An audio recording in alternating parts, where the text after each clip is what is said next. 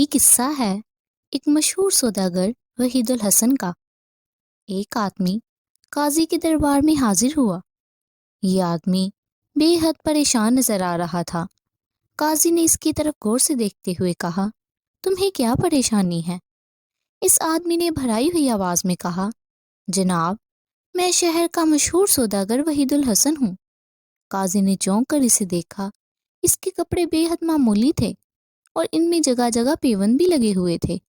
قاضی کے ہونٹوں پر مسکراہٹ پھیل گئی۔ وہ اپنے تخت پر سنبھل کر بیٹھتے ہوئے بولا، اب میں تمہیں پاگل کہوں یا دیوانہ؟ حالانکہ میں نے اس رئیس سوداگر وحید الحسن کو آج تک نہیں دیکھا، مگر اس کی عمارت کے قصے ضرور سن رکھے ہیں۔ ایسے کپڑے تو اس کے غلام تک بھی ہاتھ لگانا پسند نہیں کرتے جو تم نے پہنے ہوئے ہیں۔ پھر قاضی نے وہاں پر موجود لوگوں سے سوال کیا، کیوں بھائی، کیا تم میں سے کوئی شخص اس بات کی گواہی دے سکتا ہے کہ یہ شخص وحید الحسن ہے؟ ایک آدمی اٹھ کر بولا، قاضی صاحب، اس کی شکل تو وحید الحسن سے بے حد ملتی جلتی ہے، مگر حلیہ اس جیسا نہیں ہے۔ میں وحید الحسن کو بہت قریب سے جانتا ہوں۔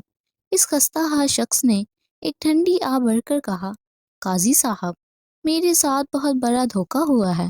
میں آپ کے پاس انصاف مانگنے کے لیے حاضر ہوا ہوں، مگر یوں معلوم ہوتا ہے کہ جیسے آپ کو میری باتوں پر یقین نہیں آ رہا۔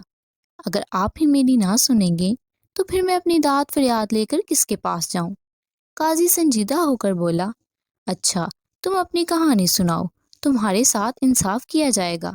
اس آدمی نے کہا، جیسا کہ سب جانتے ہیں کہ میں ایک سوداگر ہوں اور مجھے شکار کا بے حد شوق ہے۔ یہ کل کی بات ہے کہ میں اپنے گھوڑے پر سوار ہو کر جنگل شکار کی غرض سے گیا۔ میری بدقسمتی یہیں سے شروع ہوتی ہے۔ ایک ہرن کے پیچھے میں جنگل میں بہت دور تک نکل گیا۔ اس ہرن کو تو خیر میں نے شکار کر ہی لیا، مگر اپنا راستہ بھول گیا۔ بھٹکتا بھٹکتا میں ایک جھونپڑی تک جا پہنچا جو جنگل میں ہی بنی ہوئی تھی۔ وہاں میں نے ایک ایسے شخص کو دیکھا جو شکل و صورت اور قد و قامت میں ہو بہو مجھ جیسا تھا۔ میں اپنے ہم شکل سے مل کر بہت خوش ہوا، مگر مجھے کیا پتا تھا کہ وہ بعد میں مجھے دھوکہ دے دے گا۔ اس شخص نے میرے لیے کھانے پینے کا بندوبست کیا اور پھر مجھ سے میرے باتیں میں باتیں پوچھنے لگا، جو کہ میں نے سچ سچ بتا دی۔ ہم لوگ بہت دیر تک باتوں میں مصروف رہے۔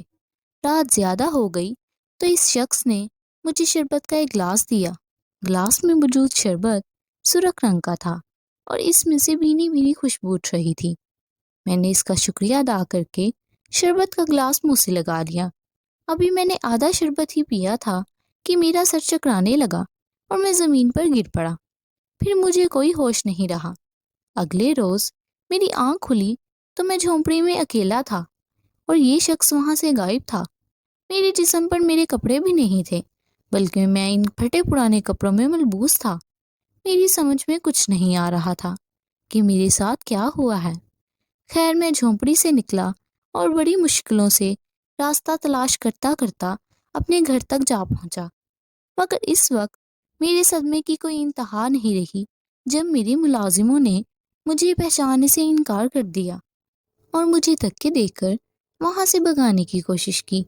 میں ان کو یقین دلانے کی کوشش کرتا رہا، مگر ان میں سے ایک ملازم نے مجھے زور کا دھکا دیتے ہوئے کہا، وحید الحسن تو گھر میں اپنی بیٹی کے ساتھ موجود ہے، تم دھوکے باز ہو، یہاں سے چلے جاؤ، ورنہ ہم ابھی سپاہیوں کو بلا کر تمہیں جیل بھجوا دیں گے۔ عین اسی وقت میرے گھر کی ایک کھڑکی کھلی اور میں نے دیکھا کہ یہ مکار شخص میری بیٹی کے ساتھ مجھے دیکھ کر ہنس رہا ہے۔ پھر اس کے کہنے پر میرے ہی ملازموں نے مجھ پر تھپڑوں کی بارش کر دی اور مجبوراً مجھے وہاں سے بھاگنا پڑ گیا۔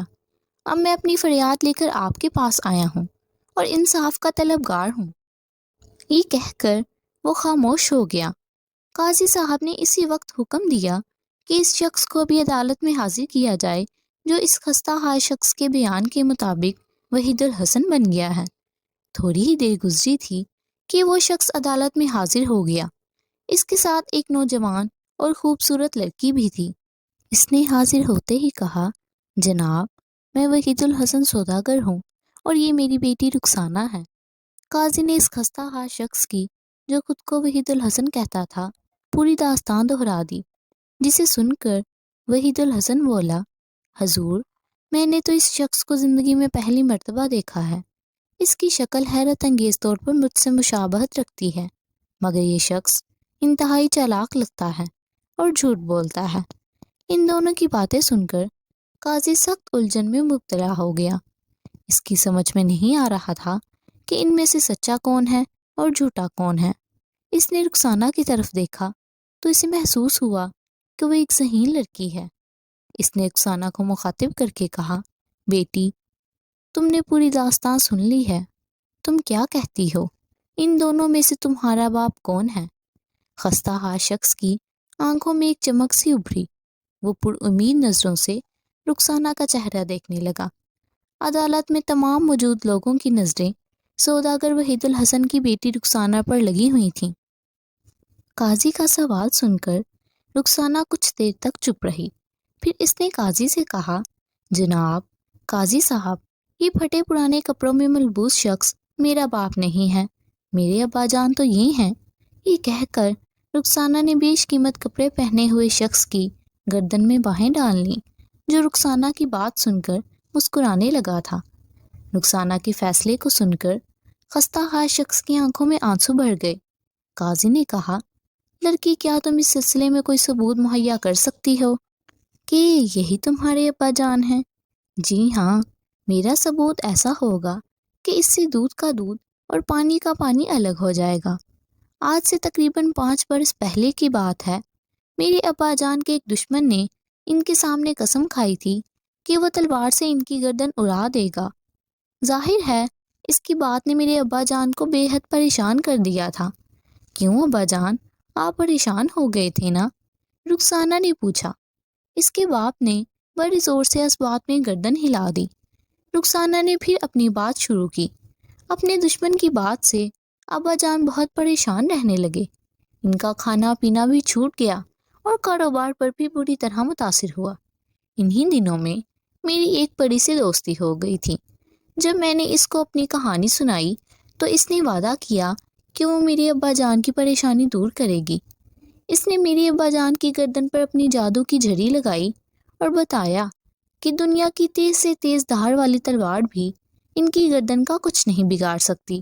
بہرحال تو ان کا دشمن ایک دن آسمانی بجلی گرنے کی وجہ سے جاں بحق ہو گیا، مگر اب میں ثبوت کے لیے یہی بات آپ کے سامنے پیش کر رہی ہوں۔ آپ جلاد کو بلوائیے اور میرے ابا کی گردن پر تلوار چلوا دیجیے، ان کی گردن نہیں کٹے گی۔ قاضی نے اسے حکم دیا کہ وحید الحسن کی گردن پر پوری قوت سے وار کرے، مگر ابھی جلاد نے تلوار فضا میں بلند ہی کی تھی کہ وحید الحسن قاضی کے قدموں پر گر پڑا اور روتے ہوئے بولا، جلاد کو روکیے ورنہ میری گردن کٹ جائے گی۔ میں وحید الحسن سوداگر نہیں ہوں، وحید الحسن یہی آدمی ہے۔ قاضی نے سپاہیوں کو نقلی وحید الحسن کو گرفتار کرنے کا حکم دے دیا۔ رخسانہ دوڑ کر اس خستہ حال شخص کے سینے سے لگ گئی، پھر اس نے قاضی کو بتایا کہ وہ بھی یہ فیصلہ نہیں کر پا رہی تھی کہ اس کا باپ کون سا ہے، اس لیے اس نے ایک کہانی گڑھ لی تھی۔ قاضی نے رخسانہ کی عقل مندی کے اعتراف کے طور پر اسے اپنی طرف سے 500 اشرفیاں انعام میں دیں۔ اس کی ذہانت کی وجہ سے ایک الجھا ہوا مقدمہ منٹوں میں حل ہو گیا تھا۔ اسی روز پورے شہر میں اس عجیب و غریب مقدمے کی تفصیل پھیل گئی۔ وحید الحسن سوداگر واپس اپنے گھر پہنچ چکا تھا اور اس بات پر پھولا نہیں سما رہا تھا کہ خدا نے اسے رخسانہ جیسی ذہین بیٹی عطا فرمائی ہے۔